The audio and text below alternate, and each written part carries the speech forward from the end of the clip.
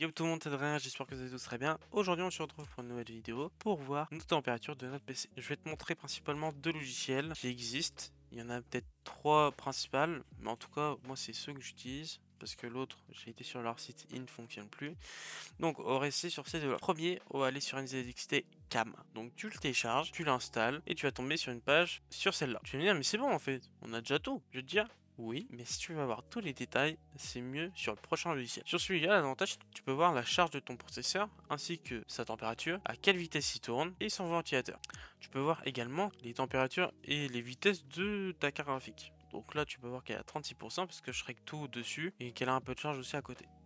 Donc, température 39 degrés. Tu vois que ventilateur 0 RPM parce qu'il tourne pas pour elle, il n'y a pas besoin de tourner. Donc ça, c'est quand même plutôt pas trop mal, tu vois. Tu peux tout voir. Tu peux même voir également ta RAM, voir à combien de pourcents elle est de charge. Deuxième logiciel, c'est HW Monitor. Tous les liens de toute façon sont en description. Pour HW Monitor, tu vas l'installer. Pour l'installer, tu vas tout simplement sur zip.english, tu fermes ça, tu fais download now. Moi, je l'ai déjà installé normalement. Donc, je vais te le télécharger avec toi parce qu'au final, je ne l'ai plus. Donc, tu fais enregistrer, tu vas sur ton petit download et tu vas cliquer sur le HW Monitor-du-bas X64.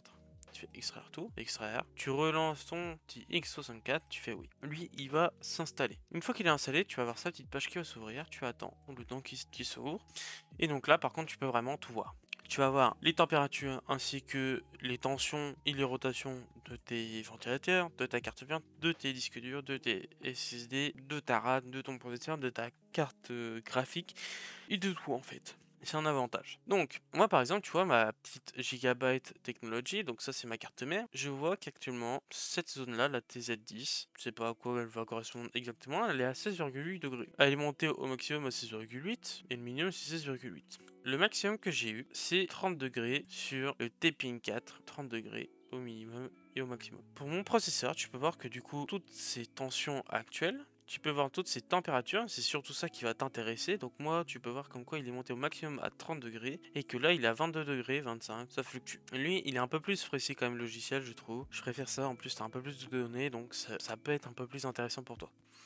Tu peux voir exactement la vitesse de chaque cœur de ton processeur. Tu peux descendre et avoir les températures ainsi que la fréquence de ta RAM. Donc moi j'ai Skill, RipJaws 5. Donc là tu vois directement mes tensions ainsi que ma température. 28,5 degrés Celsius, ce qui est très correct, franchement il n'y a pas de problème là-dessus. Et tu peux voir aussi sur ma deuxième RAM. Sur mes disques durs ainsi que mes SSD, tu peux voir leur température aussi. Et tu vas voir leur activité, donc à combien de pourcents ils tournent ou à combien de pourcents ils sont utilisés. Donc tu vois tous mes disques durs. C'est normal, j'en ai beaucoup, j'ai 4 disques durs, plus j'ai mon SSD. Quand tu vas descendre, tu vas voir ensuite ta carte graphique. Donc moi une RTX 4060 Ti. Donc moi j'ai sa tension. J'ai également sa température, donc elle est à 39 degrés, ce qui est très correct. Et au maximum elle est montée à 40 degrés. Tu vois la rotation de ces ventilateurs, sauf que moi vu que là actuellement elle ne tourne pas en fait, et qu'elle n'est pas assez chaude pour ça, bah du coup eux ils estiment qu'il n'y a pas besoin de tourner. Et tu peux voir également la vitesse et la consommation instantanée. Donc ça c'est un logiciel plutôt très correct et surtout très complet. Voilà les deux logiciels principalement que j'utilise, mais surtout le HW Monitor parce qu'au moins lui il est complet et qu'il est